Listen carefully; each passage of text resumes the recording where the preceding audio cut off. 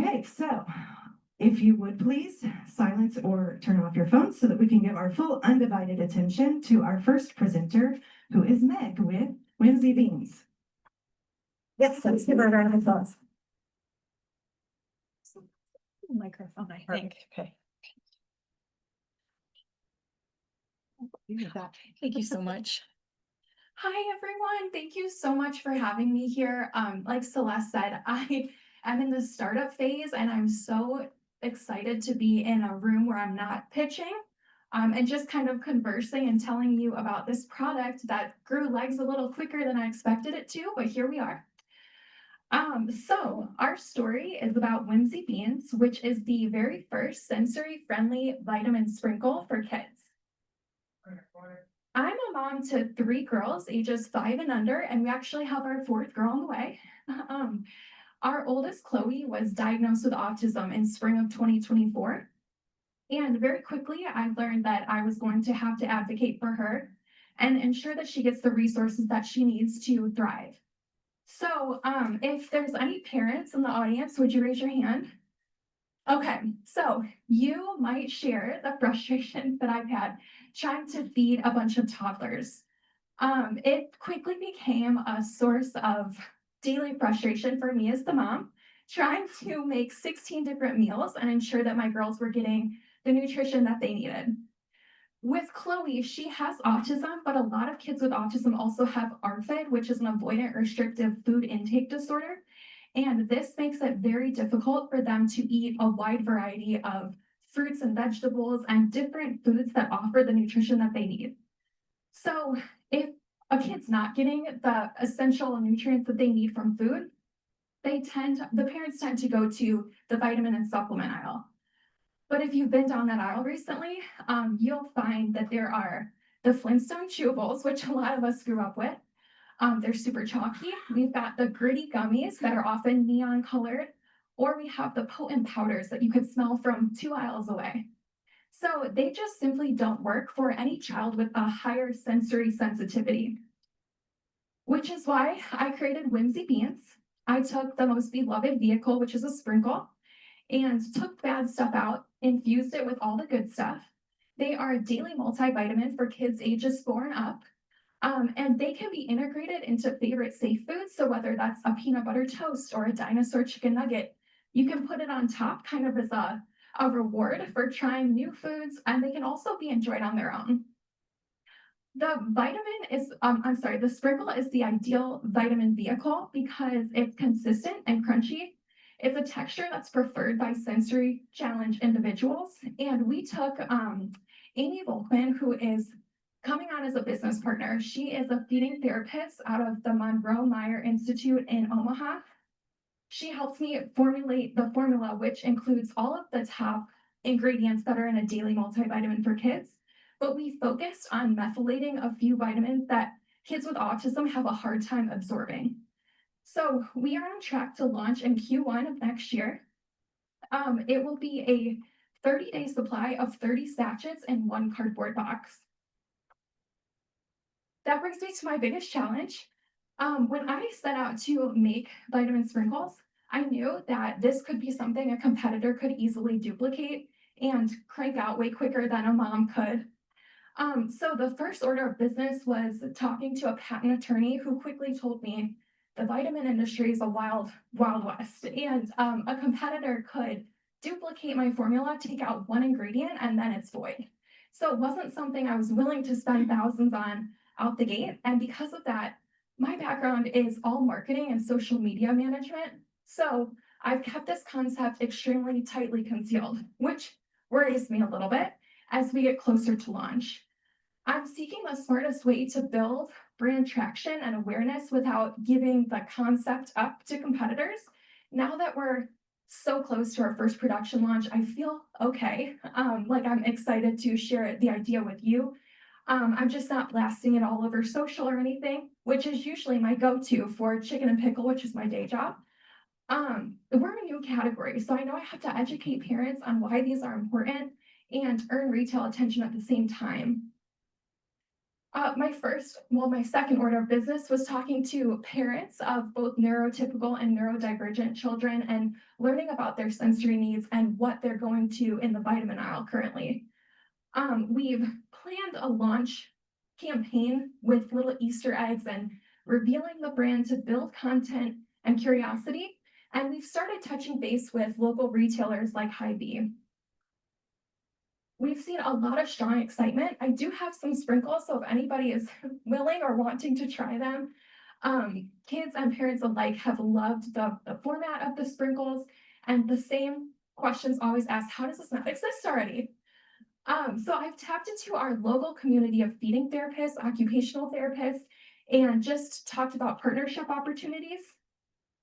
My question for you today is, as a first-time CPG founder, launching a new product, what's the most effective way to launch without just completely disclosing, if that's even possible? Is there a way to gain traction? And what creative approaches have you taken or would you suggest taking? Also, any local partnerships I might be completely overlooking because now I'm just television. So thank you so much for having me, 1 Million Cups. I'm so excited to be here and talk with you all.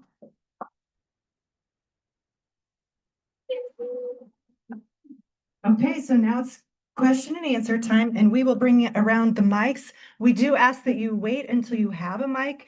Raise your hand if you have a question. We will come to you.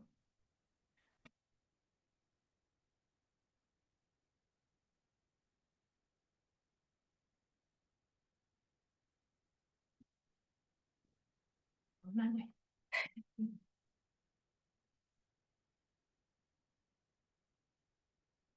Hi, great presentation, great concept. So I was going to ask you if you brought samples, but you answered that question already. Can't wait to try it. So in your second slide, I believe, you talked about all the currently used methods which don't work. And I think parents would be a little skeptical about that statement. And I know this is not your marketing campaign here in this room, but are you planning on finding ways to quickly inform people about what the shortcomings of the existing products are, and how would you do that? Yeah, is this one? Yes, sir. Thank you so much for your question. Up until about a month ago, that was my biggest hurdle. And Amy Volkman, the feeding therapist and pediatric dietitian who is coming on as a business partner, she was the first person that I was like, is this going to work? Is this worth doing? Just because our personal experience was these other formats were not working. But she said that when she receives a patient with autism or ARFID, the first thing that they do in feeding therapy is take a Flintstones chewable and pound it down with a hammer to sprinkle size. So she's like, this would take the work out of that. That would, the way we're scaling the sprinkles, it would be perfectly balanced as opposed to like hoping that they got the nutrients that they need within those crushed down Flintstone chewables. So she was quick to say, at least on the side of neurodivergence or ARFID, that this is needed. And with her expertise, I'm planning to really educate around why this is the perfect vehicle for that. But that's such a great point. We've talked to a lot of kids that love what's currently available, and then we've got the kids like my Gigi, who's neurotypical, she's 4, and she was hiding her gummies under her pillow. So, thank you. Thank you. This is so cool. Thank you. I have 2 questions, Thank you. answer one or neither, or both. The first question is, how much is your personal story a part of the marketing campaign? And the second question is, what local partnerships are you already looking at? And have you thought about Made in KC? Oh my gosh, I love Made in KC. I haven't, so thank you. I think that's great. And I really kind of went back and forth on how much we wanted to include our story because in the year of 2025, we have a lot of communication going on around autism. My worry was that consumers genuinely might look at this and go, well, I don't want my kid to get autism by taking this. So telling people this was created with inclusion at the forefront, but it's also for all kids ages 4 and up.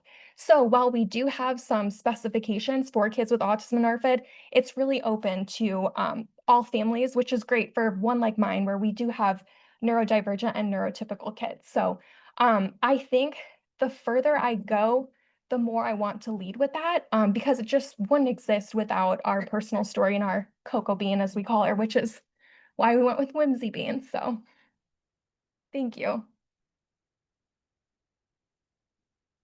Hi, Meg. Hi, Meg. Hello. It sounds like you've really got the marketing down, and what a great idea, I want to say. Okay. So aside to that thing, people talking about, the customer, the people who have kids that have the problem already know they have a problem because they're experiencing it. So I don't know that you're going to have to worry about that as much.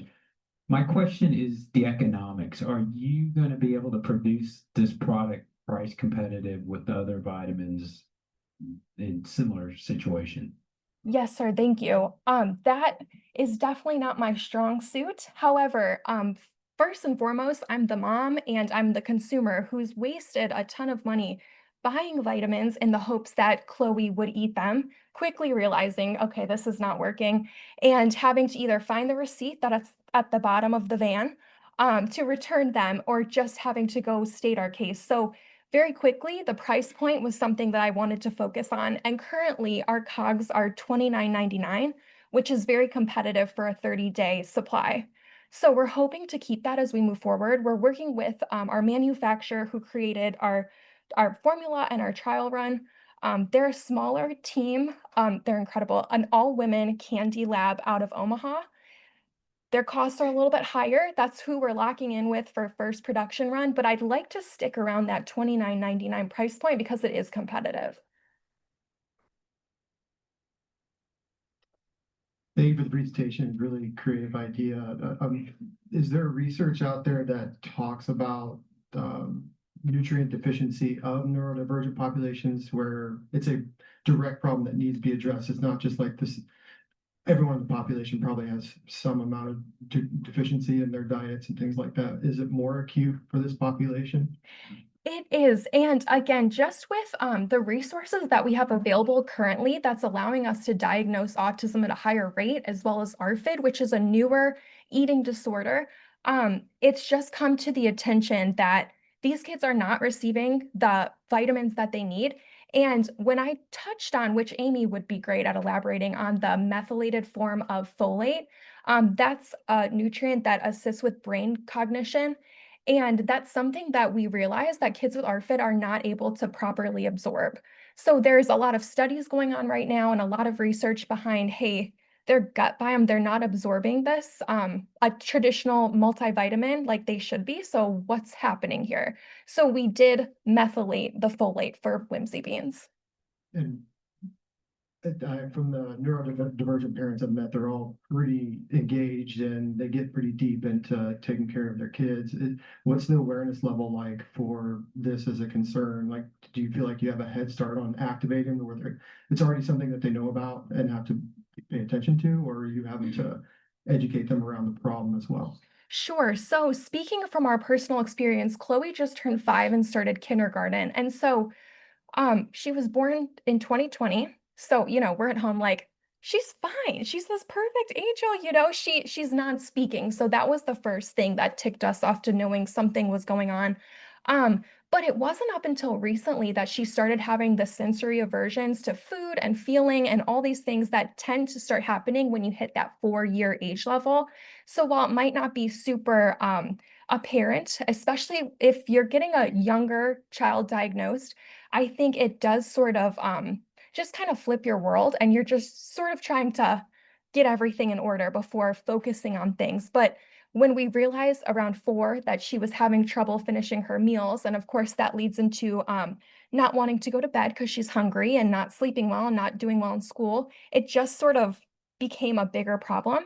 So for us personally, it wasn't like the first thing we focused on, but now that they are diagnosing ARFID alongside autism, that's something that they can find out through therapy pretty quickly.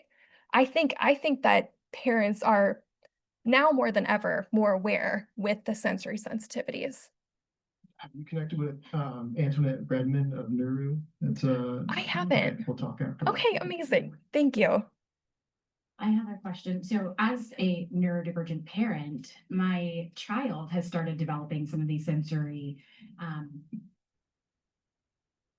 favorites. I don't know. He has the little Sure. things that I do that he starts to follow. So I've really struggled with identifying ways to get vitamins into him as I'm worried about my food sensitivities. Yes. So I have a processing disorder as well as celiac and Crohn's. And Okay. so there's so many things that I can't eat. And so we've tried making them fun. As you mentioned, the liquids that you can smell from 2 aisles over. I put some liquid in his apple juice this morning in hopes that he wouldn't know. And he said, "Can I have clean apple juice?" And so, it is a really, really difficult thing. My little one, he's 4, so not quite sure where he lands, if he has my neurodivergence or his father's neurotypical, pluses. But even just in watching me sort of navigate sensory sensitivities. And so I think that this is phenomenal. And I applaud you because sprinkles on his chicken nuggets, he would be down. Because that's all we eat. Thank you so And much. so I'm not sure, are you on the Kansas or Missouri side? We are in Olathe, Olathe. Kansas. So in Kansas, we have From the Land of Kansas. That is just, it's similar to Made in KC, but it's a certification program. Awesome. And so you're able to be put into like Christmas packs and things like that. But the Department of Agriculture also helps you with sourcing different products from the state to lower costs. Oh, And connect you directly with farmers if there's any products that you could use from the state of Kansas, and then make those introductions. We also have the Angel Investor Tax Credit Program, and that is about to open up as well. So would love to talk to you about the things that you could also connect you in with there. It sounds like you have phenomenal connections in Omaha, but if there's anything in the state of Kansas or from Department of Ag, I think that there's a lot of synergies. So, thank you so And I much. think- It's so exciting. A very quick, maybe silly question. Is there flavor? Are they sugar free as well? And is that also a question that you get? Yes, they are not sugar-free, they're low sugar, which was something that we just decided was more important that the kids eat them versus going completely sugar-free. We did struggle with some of the R&D behind hiding all the vitamins and minerals that are in these sprinkles.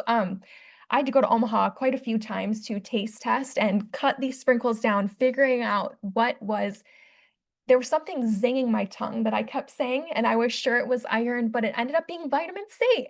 So again, these kids with sensory sensitivities, they can clock this from a mile away. They know if something tastes off, if something tastes gritty. So the formula was so important to me and the taste. I'd love to have you taste test.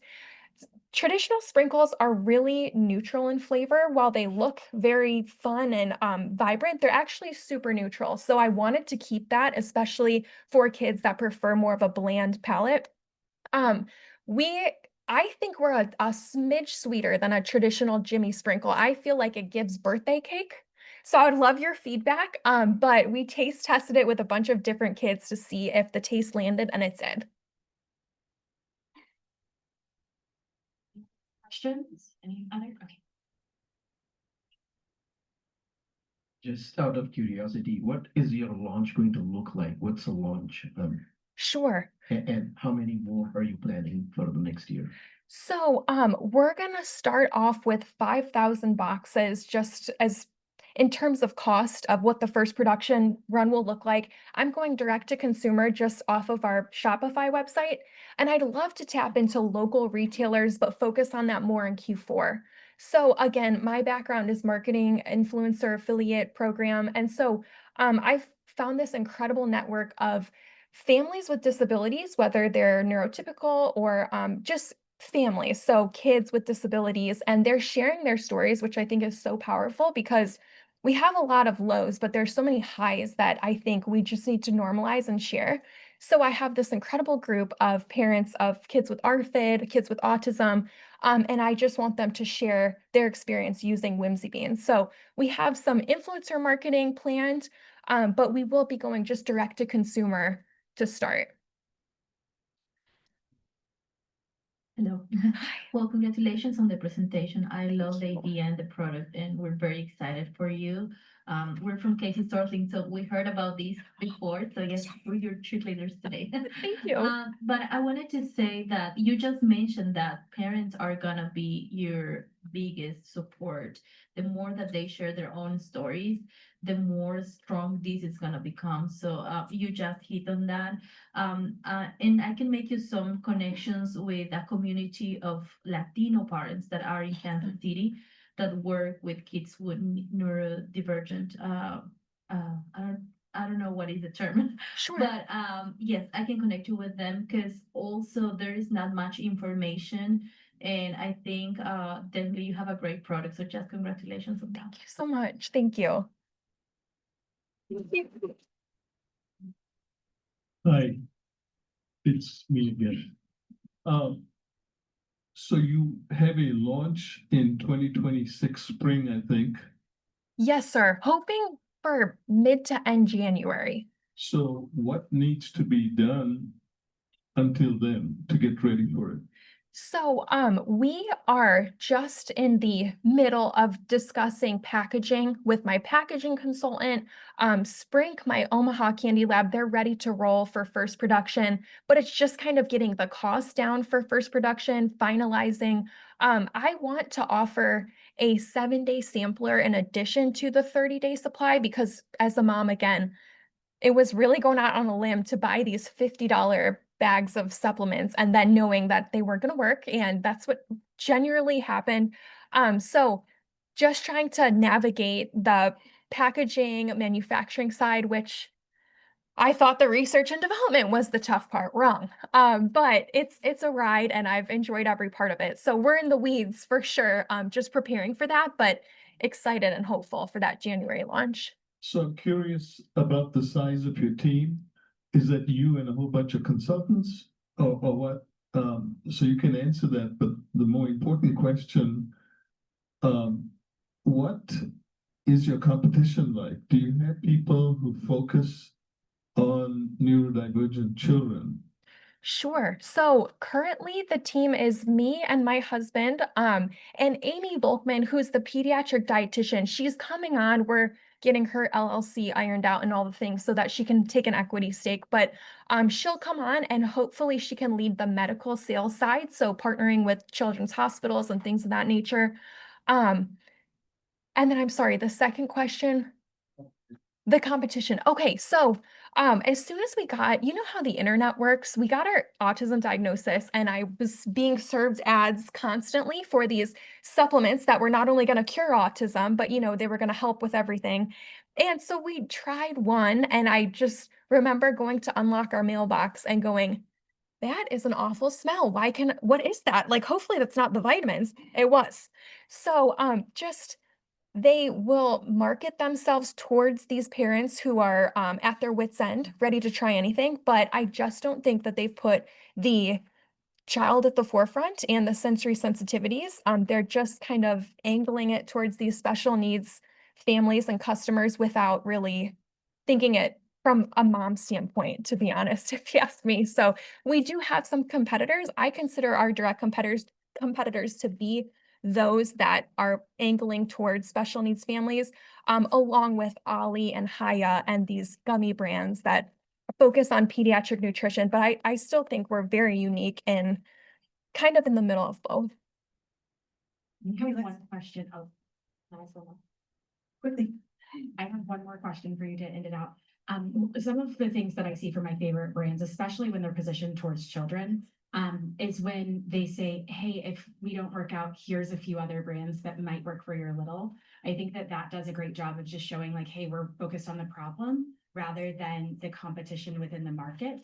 Because you know how that Google spiral feels. Yeah. And so as a mom, just to know, here's a few other things that might work well. That brand reciprocity for me has been really cool. So something I would recommend. I love that. Thank you so much. Okay, and we have one more question for you. Okay. What can we as a community do to help you? So Celeste, I am from Cleveland, Ohio. I'm a transplant. I think 5 years now officially. So I'm still just learning all the resources that are available, and I'm on the daily shocked with the resources that are here to help entrepreneurs locally. So I have worked a lot in the Omaha area, but if I could just utilize everything available to me in Kansas City, that would be incredible. So any relationship connection that anyone's interested in sharing, I'm all ears and a Right. hugger. So Okay, all right. So, you'll be sticking around for a little bit Yes. afterwards. So if you have more questions, comments, feedback, or would like her card to make those connections, you can, reach out to her after the fact. Thank you so much. Let's give her a round of applause.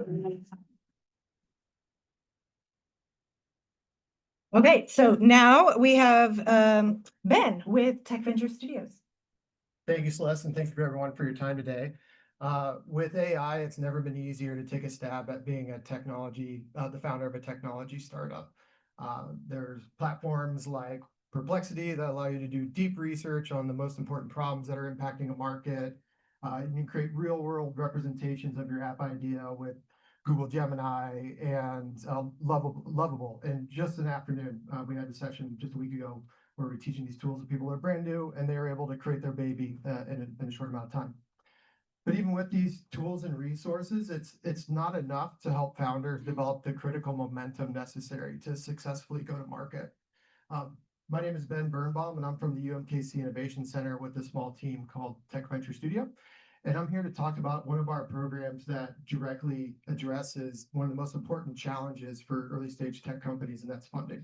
And that program is called Digital Sandbox. But first, I want to tell you a little bit more about the Innovation Center because there's a number of great resources that are available to any entrepreneur of any vision stage. So within UMKC Innovation Center, we are community facing. We focus on all things entrepreneurship. The first organization that I'll talk about, KC SourceLink, we have some folks here. They are essentially the front door of entrepreneurship in the Kansas City region. So if you're new or you're trying to figure out what is out there that can help accelerate your business, they have a team of navigators that are dedicated to helping you understand what organizations are out there based on your industry, your affinity, the stage of your business that has something to help you. So highly encourage you to connect with them. The Missouri Small Business Development Center. It is a team made up of seasoned and successful founders that do free one-on-one coaching around strategic planning, help you prepare for a pitch, strategize for raising capital. And then they also have a robust series of trainings that at free or sometimes low cost that are beneficial for any stage of business.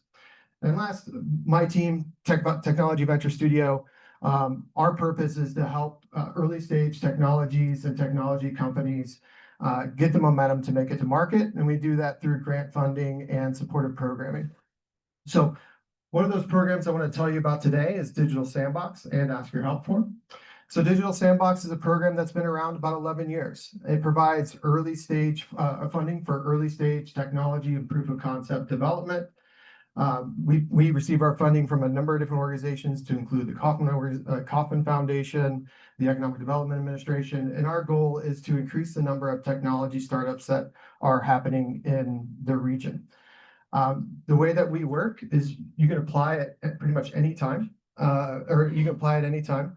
The criteria to present to Digital Sandbox is that you have to be based in the Kansas City region, and what you're creating is a scalable digital technology to where the tech is going to be a core piece of the revenue that you generate.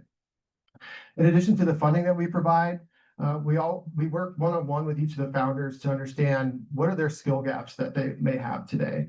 Most of the founders that we work with still have a day job, or they have never been in technology before.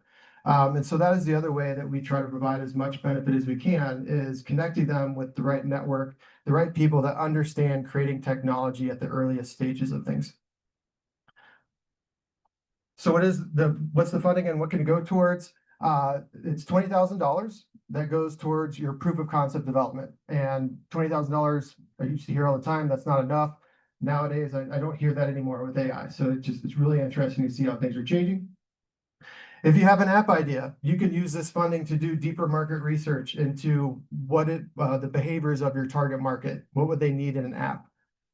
You could use them to hire a user experience designer to come up with what is the flow, the look, the feel, the tour of the house before you move into it, which is critical for getting early product market fit. And then lastly, the direct development itself. You're not going to be able to create the app that's going to be around 5 years from now, but you're going to get enough to start generating traction, interest, and potentially follow on investment, which is one of the goals of our program. So what's going well for us? Our applications are up significantly over the past 2 quarters. That's a combination of things from the different changes we're doing from a marketing, doing more presentations like this, and potentially the economy. We're watching that closely. But what we need help with today is finding digital health companies. So we have entered into a partnership with 3 other organizations from the Kansas City area: Kansas City Digital Drive, Pipeline Entrepreneurs, and Digital Health KC. And we've secured a grant from the federal government to turn Kansas City into a digital health hub. And they have been harder to find than we had originally thought. So that was one of my main reasons for coming today, is I'm trying to find where are new groups of people that we aren't engaging with today. We sometimes go to the same meetups around startups or technology, but I'm trying to branch beyond that to find the entrepreneur that's been waiting on the sidelines, that has that really cool, beneficial or idea that they're passionate about, but doesn't know how to move forward, because we're the perfect place to come get a start. We're an approachable organization. We help provide the blueprints and the support and the networking around to be able to move forward. So that's what I'm looking for today, both individuals that I'm sure you have come across people that constantly talking about a particular app idea and just never really take a step forward. Or are there health-related affinity groups that or meetups where we can go speak or just be present to make sure that they know that we're available as a resource for them to take their idea and move forward. So again, my name is Ben Birnbaum, Tech Venture Studio. We do a whole bunch of different programming. Last month, we did a product development boot camp to talk about how do you rapidly prototype. In a couple of months, we're going to have a boot camp around capital raise. And then we have quarterly panels around different topics related to early stage entrepreneurs and the technology space. Thank you.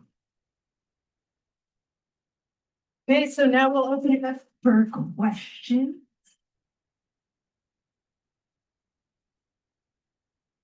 Okay.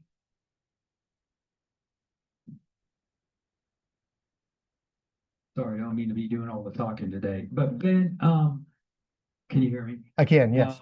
I heard about Tech Venture Studios for a long time, and there's so many resources in Kansas City is overwhelming. You know, everybody does this, everybody gives a little money and everything. So can you give us like a, very brief case study of somebody who's come to you, what you've done for them, what the process has been for them? Absolutely. So the example I use is Nuru that I brought up earlier for Megan. So the founder of Nuru is Antoinette Redmond. She is the parent of 2 neurodivergent kids. She was really frustrated by the lack of consolidated resources and to understand things like, what are activities in the Kansas City area that would be good for my neurodivergent kid, on top of all the care coordination between the different providers that are involved. And so she pitched twice to Digital Sandbox. First time didn't get selected, so you can apply and to present multiple times. She got coaching through the SBDC and came back, received $20,000 in funding for her proof of concept project that allowed her to create the login screen and the initial dashboard of the user experience. That way she can showcase what are the different needs that they're going to be able to tie together in something that's unique and new. And then she was able to use that to go to get follow-on investment from local angel investors, as well as now has joined an accelerator in Tulsa. So all from the original seed of Digital Sandbox, and that's something we're very proud of. There's few companies in Kansas City, tech companies that got their start that don't have some affiliation with us or can't tie back their start to us. Does that help answer your question? Okay, yeah. Did you Thank help her with finding the angel funding? Yeah, so we have a number of some of our programs that we do is around capital specifically. I talked about the boot camp. We also do intimate dinners with investors to where it's 6 founders partnered with 6 investors to just make it more informal and to start conversations so that way they can practice earlier on, talking about their vision and their needs and to create more awareness before they need the dollars directly. Yeah. Thank you. 1 second, we can get you a mic here. Oh. Really, I don't know if the mic's working. Okay, there we go. Yeah. Really quick. This is cool. I had not heard of this before. So this might be a two-part question that might just blend into one here. So having worked with a lot of engineers in my realm, right, they have all these ideas, but do these ideas usually have to be at a certain point before they can get involved with this? The second part of that is going to be they're usually very like, this is my idea. I can't share this with anyone. Yeah. Like they need to make sure they're not like sharing this with other people. Like what's the environment like in kind of that situation? Yeah, so those are great questions. It's something that comes up all the time. In terms of where your idea in the business needs to be at, it's a relatively wide range. At minimum, you need to be able to have a presentation deck and a vision that talks about your vision and your plan. That's at minimum that you need. To all the way up to you may already have a product of some sort. You may be generating initial revenue, but you don't necessarily consider yourself at MVP, minimally viable product, and you're able to be competitive in the market. So relatively wide range, and we do that intentionally because we want to be as inclusive as we can to help those companies get their starts. Because depending on the industry, you may be generated $200,000 worth of investment, but if you're in bio life sciences, it's going to take a lot more. And then your second question was around what again? Sorry, remind me. Yeah, so it's kind of like this is my idea. Oh, protecting it. Pitching it doesn't Yeah. stolen. Yeah. What things do I haven't shared? Code. Yeah. So unless you're in a really deep tech industry like bio life sciences, critical materials, the advice that we generally provide is you need to get the word out there and share it as much as you can, or else you're going to spend a bunch of time creating something that no one wants. And doing things like getting patents on your software technology, it's easy to get around patent protection in software, just making a small little change. So that's typically something that we advise them to get it out there. If you wait, when you release your product and if the first feedback is positive, you probably waited too long. Yeah. Okay, we've seen lots of hands, but we have a question over here. Oh, Ben, great to Liederman, see you, it's man. good to see you. Awesome. How many tech ventures have you funded, like within the last year? Within the last year. So we see about 100 to 125 presentations a year. And we fund 20 to 25 companies per year. In the lifespan of the program, over 225. That's been $5 million in grant funding that's gone out, and the return has been those companies have generated over $400 million in follow-on investment. Yeah, yeah. Thank you, leader. So what does the timeline typically look like for, like various stages or starting points for the program? And then what is the meeting frequency, or how do you kind of handle the communication side of things? Yeah. So as I said, you can apply at any time. And then if you meet our basic criteria, again, the region and what you're creating, we will schedule you to come in for a presentation. Those are held on the first 2 months of each quarter. And then we make selections on the 3rd month. So for example, right now we're in the 2nd month of Q4. We have 2 more presentation rounds. And then for the companies that presented this quarter, we will announce them in the middle of December who they were. And then we come together in a kind of kickoff meeting to tell them about how the contracting works and all the other details, talk to them about what needs they have that we didn't know about before. And then every company, their projects has different durations and links, but we do a number of other things in between to try to make sure that, hey, if you've never worked with an engineering company before, how do you interview them? Things like that. Yeah. So. Yep, we got you. Just wondering if, Is your company just deal with only people that are interested in IT? So Tech Venture Studio, the team that I'm part of within the Innovation Center, we do just focus on technology. But there are the other teams that are part of the Innovation Center will help businesses of any industry and focus. Yeah, but the funding program that I've spent the most time talking about is purely for technology projects. So how would y'all help somebody to say, if they're like in the, say just craft business, for instance, making crafts, art crafts? Right. How would you help somebody there? So first we try to understand how they're trying to be differentiated. Like, is there a reason to have, there's plenty of platforms out there that you can pull off the shelf and run a craft e-commerce business. And that's usually going to be the cheaper path.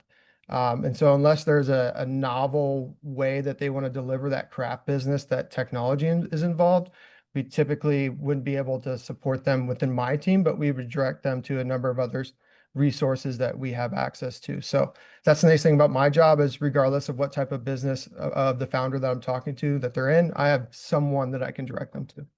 Thank you. Yeah. This gentleman's been waiting for a long time. Let's grab him. Go. I think you have already answered it, but I want to just make sure that I understood it properly. You said proof of concept, but if I have an MVP already, beyond proof of concept, would I be able to apply and hope to get funding for a concept that is already in the MVP?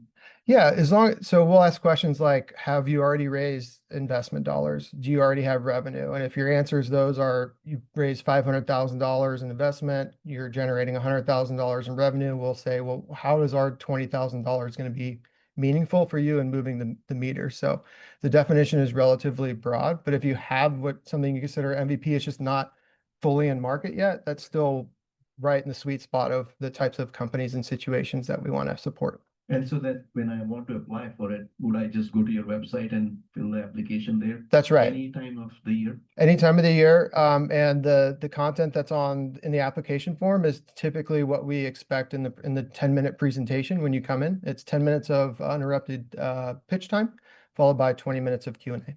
Okay, thank you. Welcome. Yes, sir. This better be good.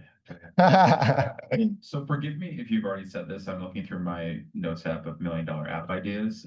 You're saying that you were looking for help concepts. So we support projects of any industry, but we have a separate pool of money that we've received through grant funding to ourselves that is earmarked for supporting digital health. Both through Digital Sandbox as well as enabling those other organizations that put up the screen to provide additional programs like structured mentoring and things like that. So digital health, we have an active push to find more of those companies because it's typically a harder industry to start in, but we have companies come from any industry, B2B, B2C. I want to make sure that doesn't get lost. No, I'm interested in that. Can you unpack what digital health Yeah. is? So that is very broad as well. But it's anything related to healthcare, insurance, wellness. If you can if in your vision and your purpose for what you're creating, as well as the value propositions that you're going to be selling on relate to improving the lives of people and their mental or their physical health, there's a very strong argument that falls in the digital health category. And we host office hours. That's another thing that you can sign up on our website to meet with me for 15 minutes where I can go deeper into the program. You can tell me a little bit about what you're working on, and I can give you some thoughts as like, hey, is this our sweet spot? Or is this maybe this is you're creating technology that's just for you, right? That's not rather than selling it to a market over and over again. That may not be our what we focus on. Perfect. Thank you. Yes, sir. Hi.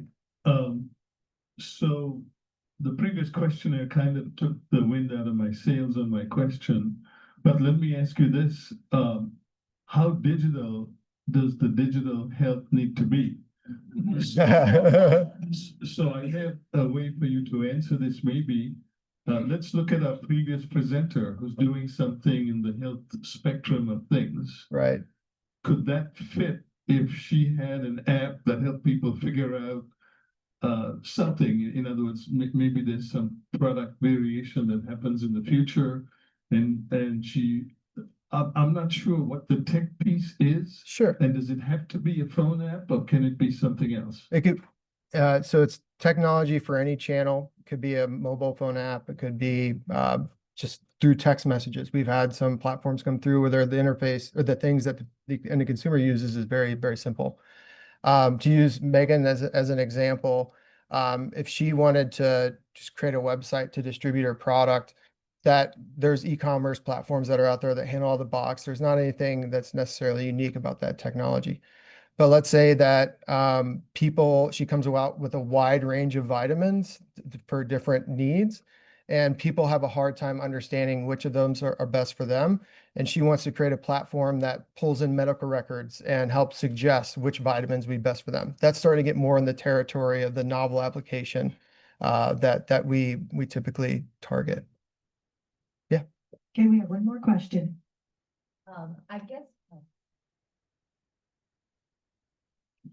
I guess I could ask the usual question, what are you looking for in an application? But I think the better question is, what are some of the things in your experience that you observed that could disqualify an applicant? Or what are some of the things that you can think of that automatically you're thinking, this is not the right candidate? Yeah, great question. So there's lots of great ideas out there, but unless you have the business model figured out, like how big of a problem is it in the market? Why do people want an alternative that they'd be willing to pay for? How would you go to market? Going beyond just, we'll use social media. Well, what about social media? Founders that don't have those aspects figured out typically struggle to get selected for Digital Sandbox, regardless of how novel or amazing that their idea is, because who's going to buy it? Yeah. Okay, thank you. So one last question. If people apply and this is super competitive, what happens if they don't get selected? Are there other supports that you offer in the in-between time? Yes, definitely. So we always refer those folks to that Small Business Development Center coaches. Again, they're free consultants to work with that are intimately familiar with the Digital Sandbox program and can be your sounding board and preparing for your second return trip. Okay, thank you. Yeah. And then, so final question, what can we as a community do to help you? If there's circles where you hear a lot of ideas going on and passion about solving problems where technology may be able to be involved, let us, and you don't see us there, let us know that those conversations are happening. As I said, I'm trying to get beyond the typical circuit of tech startup meetups and organizations and get to where there's the focus is different, but the problems still exist. So that'd be the biggest help, is raising awareness that, hey, there may be some audiences that we could go help. Okay, great. Thank you. Let's give him a round of applause. Yes. We just sitting around for a minute. Yeah. We'll be around for a little bit. If you have more questions or ideas, you can visit with him after. So you've now seen 2 presentations. If this is something that interests you, we would love to have your application come through the pipeline. I will let you know that it will be the end of January before we're starting to book again. So just be aware that there is some time that is going to be before you can present. We do have some special announcements this morning. As you all know, GWKC is coming up and some other activities, and we're going to allow some other people talk about those things because I don't know the information as well as they do. So we will start with Asia. Oh, and as she's coming up, I just want to say, whoever brought the really fun treats, thank you. I don't know who you are, but they are delicious. Thank you. Okay. Good morning. Good morning. My name is Asia, like the continent, Campbell, like the soup, as I always like to say. I am here with the ProX program. How many of you all are familiar? I know I see some familiar faces with ProX. Okay. So I'm going to be very brief, but I will stay after for questions and, of course, more follow-up. No, there's a big, strong agenda today. But ProX stands for Professional Experiences, and what we strive to do is provide professional. Yeah, I'm not a podium person. There we go. strive to provide professional experiences and career exploration through this workforce development initiative with ProX. So essentially, these are high school intern or students across the Kansas City region that are looking to become interns through this process and through this experience. What I have the privilege of doing is going out and finding all of the businesses, employers across all different industries, shape sizes, large, medium, small, startups as well, right? We want to make sure that the students are exposed to companies that of all shapes and sizes that are in their backyard, right? They don't have to go to New York. They can start right here. They can be exposed to all of these wonderful careers here. This is a summer program, and it's a 5-week paid internship, and we pay. Yes, ProX, we pay the students a $1,500 stipend for their experience. So you as the employer, again, if you're like, man, I don't really have much for labor right now, that's okay. We cover that. They go through professional development experiences with us on Mondays as well. Again, a lot more details and informational that is coming up on November 3rd for any new employers. So again, just as I want to be brief, it's my job to look for employers. I know you guys are here starting up your businesses, your business owners. You know a lot of business owners. So please help me spread the word. Sign up, apply if you're interested, and to host interns this summer. These are high school students. I want to emphasize that. This is what makes our program different. There's a lot of internship programs that deals with college and people that are already through. We're talking 14 to 19-year-olds. So really getting them in the workforce development pipeline even before they go off to college. This saves time, this saves money. As we all know, I know a couple of us have jobbed and career hopped, and it's like, man, if I was exposed to this one situation before, I would be far along in this industry sooner, right? So it's really just getting them to what they want to do sooner, and I think that's creates a better society and better economy for us all, to be quite honest. So that's why I love what I do.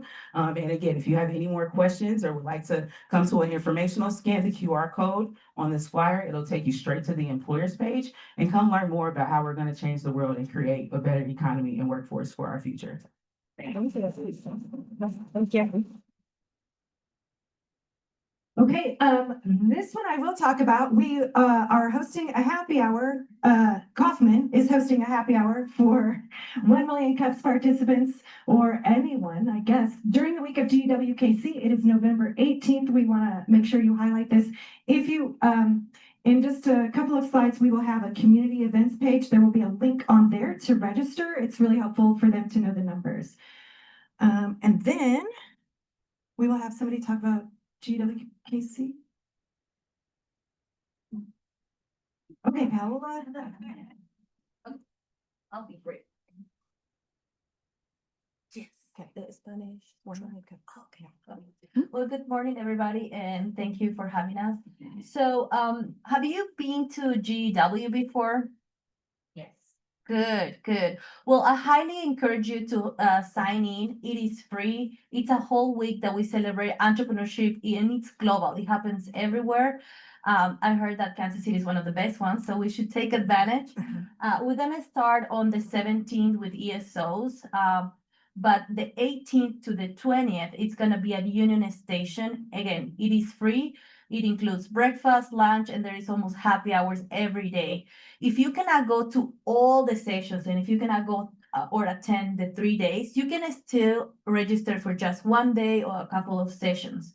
It's going to be a Union Station, and you can park at Union Station, and you will get parking validity. To register, you can scan this code, but if you don't have time right now, you go to the website. It's gwkc.com, and you can register. If you download the app, I think it's called Huba, you can already check what presentations are going to happen. We have over 70 presentations, and we're super excited because on Thursday, we're going to have a whole day also for Spanish speakers. And just to add in that, yes, we're very excited because we're working really hard to also provide a whole section for Spanish entrepreneurs.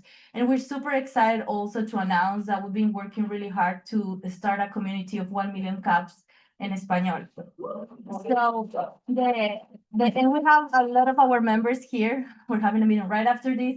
But if you want to have a sneak peek, or if you know any entrepreneur that hasn't presented 1 million cups because of language, Please encourage them to visit us. It's gonna be on November 20th when we're gonna do the sneak peek of how 1 million cups in Espanol works. I don't know if I'm missing anything else or I'm missing any. Do you have any questions about GW?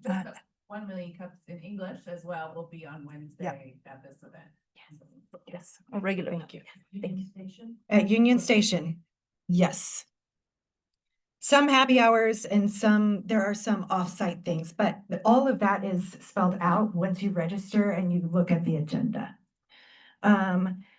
You can also, if you scan this QR code, it also has the link to register for GW, so feel free to do that as well. And